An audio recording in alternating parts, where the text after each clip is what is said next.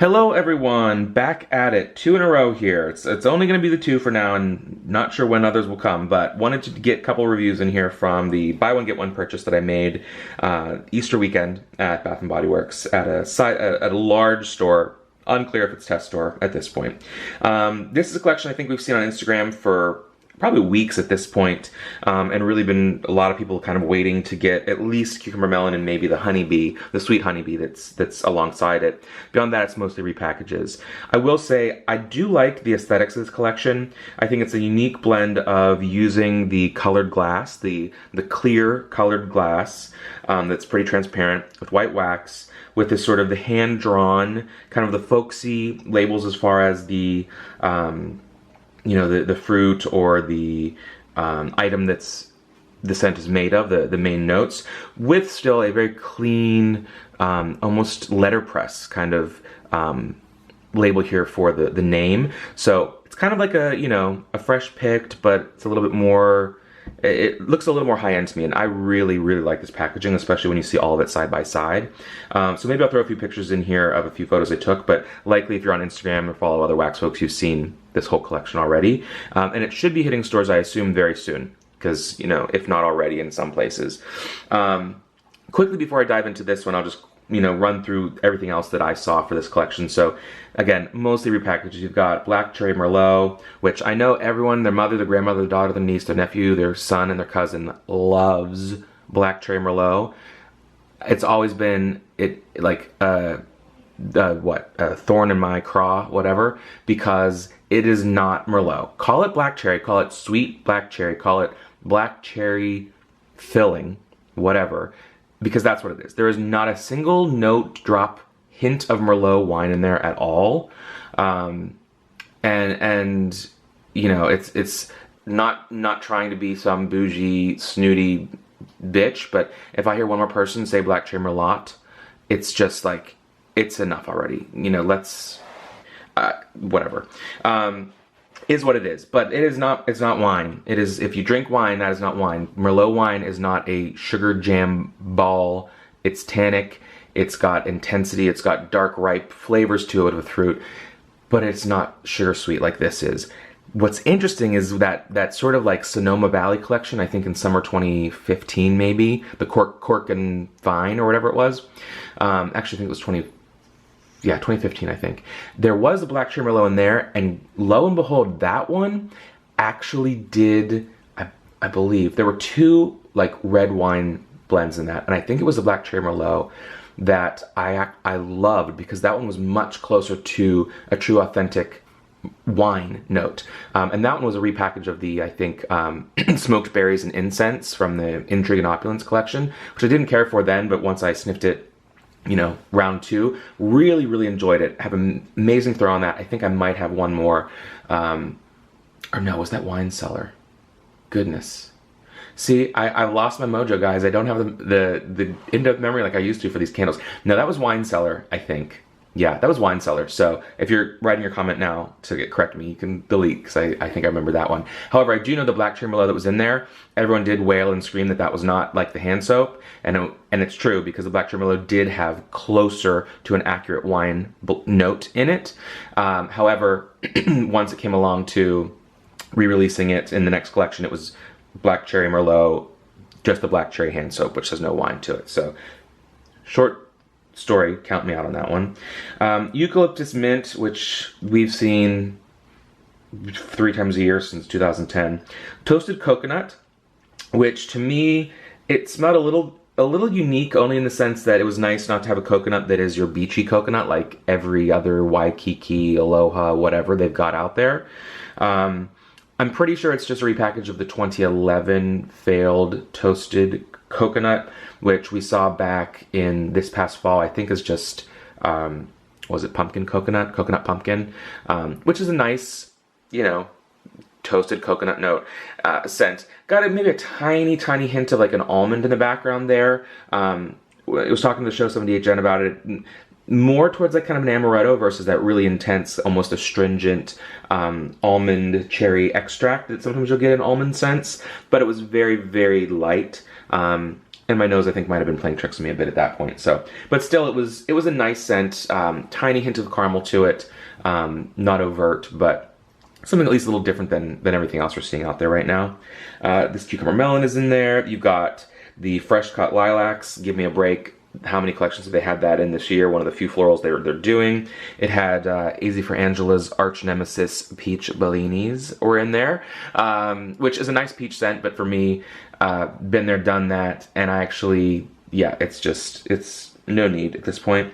And the only other two are Indigo Sky, which it has some daisies on it, but man, I don't see that as a bright summer scent. That is more towards your cologne, towards the fall, and we've seen it, I believe, in fall collections through various incarnations over the past few years. So just a weird mix of things. And then the other one that's out of season with this one that they have is Farm Stand Apple.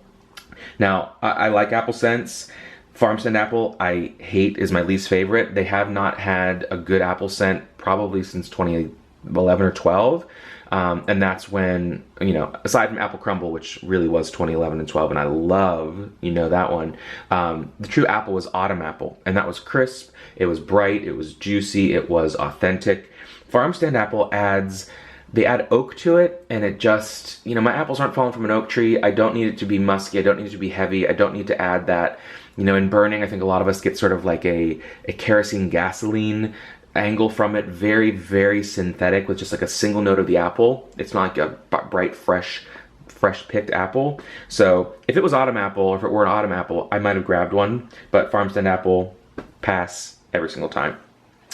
That only leaves us with two, you know, air quotes, new blends. This one being Cucumber Melon, which is, you know, not bearing the lead here, not surprised. This is absolutely the 1996 Cucumber Melon, whatever form it's come in over the years. You know it, you probably love it, or you loved it, then hated it, and now you're nostalgic for it. You've seen it, you smelled it, that's what it is. I'll still give it my sort of 2 cents on how I interpret that blend in a few minutes here. But the other big one that I think people are excited and or intrigued about, and I was in this camp as well, is the Sweet Honeybee. Now, we haven't seen honey blends from Bath & Body Works really kind of ever in home fragrance until the springtime with our sort of fresh picked. We had the Honey Tangerine, which I reviewed. I will say it didn't burn very well for me. I wasn't a big fan of it. It was just a little dull. The warm tonka bean softened it, but subdued it too much to almost make it like a milk and honey with a bit of citrus to it. Felt kind of like old aromatherapy blends to me, and I think other folks have confirmed that as well. So wasn't a major fan. It was something new and unique though, so I accepted that side of it. And I think we all assumed Sweet Honeybee coming out. All right, well, if you had I think what the notes were for Honey Tangerine, it was the honeycomb and the tangerine and the warm tonka bean, and then Sweet Honeybee notes are something like honey nectar, sweet lemon, and honeyed ginger are the 3 notes in that one. So, but you know, different notes does not mean a different scent. However, I was very shocked, and I did lots of sniffs in the store and side-by-sides. Didn't purchase Sweet Honeybee, but comparing the two, they are very different. We're not talking something where you really have to sniff and only, you know, someone with our noses, or, you know, the aficionados that we are, would see it. It's pretty clear that they're different, which I appreciate. I'm glad they didn't just throw in the same fragrance again. The primary difference is the Sweet Honeybee. I think the honey is more of a focus. You really get the nectar of the honey in there. There's also, the lemon is very, very background for me. I think that it's not sweet, tart, juicy lemon. It's maybe a little bit like the lemon you get sometimes in like their lemon tea, like your London Callings. Like, it's just kind of a background, like a lemon peel, but not even like the zest, not even the oils, just kind of lemon peel itself. Very background. And then the honey ginger, I got nothing. Zilch. No ginger whatsoever. I even sniffed it side by side to the aromatherapy orange ginger candle, which is like massive amounts of ginger, just to see if I could pick up any similarities, and they were night and day difference. I got 95% ginger in orange ginger and 0% in sweet honeybee. So I don't get ginger in there at all. The thing I do get in there significantly in sweet honeybee that they don't mention on the label is I get an intense burst of some sort of floral. And it kind of goes along with the idea of it being the honey nectar, I think. To me, it really is a sweet honeybee. There is honey, a bit of citrus. It's bright, but I think it's like honey and a floral. Now, I think that maybe the citrus being with it in the blend blends nicely with the floral in the sense that they kind of bounce off each other. And the way the black tea rose, you would sometimes smell the tea, sometimes smell the rose, sometimes smell the cedar. I get that same kind of bouncing with the floral and the lemon in sweet honeybee, where you don't always say, oh, that's total floral. You don't always say, oh, there's lemon in there. It kind of almost tricks your mind a bit. It sounds weird, but that's what I got from it. With that though, it's a strong, fresh floral, but it's not full on powdery, but it's kind of overwhelming and almost leans, I would say, towards like an intense perfume. The only thing keeping it from seeming like grandma's perfume is it's not quite so powdery. It is more like a fresh flower in your nose, and that honey sweetens it enough that it doesn't seem like a typical, perfume. So I think some people could really like it. It is very strong on that floral, so I didn't get it because it wasn't just like a sweet, honey, a clover, with a hint of tiny bit of floral because the nectar was from wildflowers or something with that citrus in there. That would have been nice. To me, the balance was way off, so I actually didn't buy it. But does not smell like honey tangerine, does not have the same kind of citrus that had, and doesn't have the soft, dull base of the tonka bean. So that's the news on that. 11 minutes in, let's get through cucumber melon. Pretty straightforward. They've done honeydew in the past. There was that honeydew time candle, which is a failed test scent and fresh market collection, spring 2012, and that was fantastic. It was honeydew. It wasn't just a generic melon. It was kind of authentically sweet, and it did have that thyme herbal note in there, and it was just, it was like sort of aromatherapeutic. It was like spa. It was sweet enough, but it didn't overwhelm you. It wasn't fake. It was just lovely, which means it failed and they will never release it again. And we've seen melon. They've done summer melons. They did fresh melons that were kind of a true watermelon. Always leaned a little towards Jolly Rancher, but were decent and I liked them. Mostly they failed. And then the day that so many of us rue, the release of the Lakeside collection in, I want to say 2012 or 13, they released that watermelon lemonade, which to me smells like a Jolly Rancher sitting at the bottom of a glass of watered down lemonade and ice at 2 hours after picnic ended, and you get just that stale ice smell with some fake watermelon and a little hit of sweet lemon, and I do not like it. I know people buy it. There have been probably 20 versions of it, and it's a core staple for Bath & Body Works and for most candle folks. I bought one of them with that Lakeside collection because that was when I was buying too many candles, burned about halfway through it, closed the lid, and have not lit it since, and probably never will. So, not a fan of that. This melon, instead of this, I think we all think cucumber melon is sort of the signature scent of Bath & Body Works. That kind of is what put them on the map back in the old days, in the 90s, that every teenage girl and some teenage boys wore and sprayed and lotioned and shampooed and whatever, cucumber melon. This is that completely brought back. However, I will say in wax form, it does come across, even though it is very sweet, kind of as authentically melon, which is interesting. Cucumber, not so much, because cucumber, if you really sniff cucumber, has a strong, almost astringency to it, especially the peel. More so than you realize, I think, initially. Like if you make cucumber water, it's got a bite to it almost, like a kind of a bitterness, and you don't really get that in here. It's more of a green melon than anything else, but I think they say cucumber so that people aren't expecting a sweet watermelon.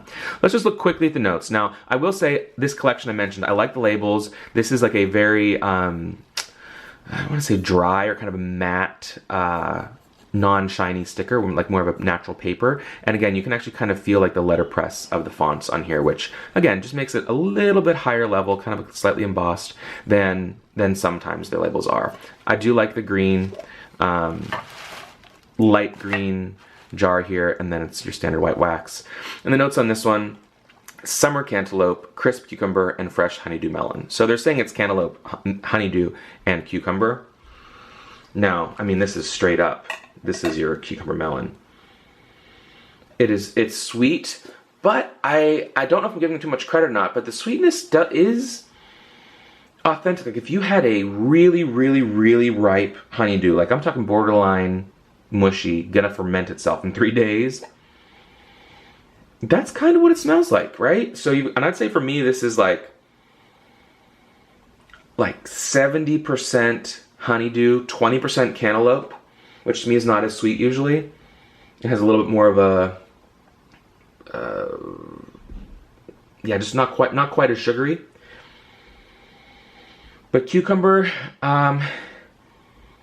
it's there. It's very background. It is of course very overpowered by the sweetness of the honeydew. But there is some sort of that wet green note that you're wanting from the cucumber, but without the bitterness or the astringency that you would get from the peel. So again, not much to say. You smelled this before, and when you sniff it, it's not going to smell any different. It's not like they had some weird blend that they slapped the famous name on. This is it. I imagine it'll throw nicely. It's a bit of a throwback, and it's a nice scent that I think is kind of fun to have back in wax after so many years not having it. So I will burn that, and it will be nice for the spring into summer. I think it's actually a nice sort of transitional into the summer months. So that basically wraps this up. Again, only bought the 2 candles. Probably going to be a while before I buy any more, unless they wow us with some sort of summer sips or something coming up. Don't plan to buy any of the wrought iron Paris collection or the other Paris Cafe collection. Did not like any of those. And trying to just kind of not, cut back. If I can get through a year where I only buy, 10 candles, I'd be happy with that. Unless they wow us with fall, we'll see what happens. So that's it for now. Check out my other channel, The Gentleman Next Door. Check out facebook.com/TouchTheFireTwice or comment here to continue the conversation. And until next time, guys, take care.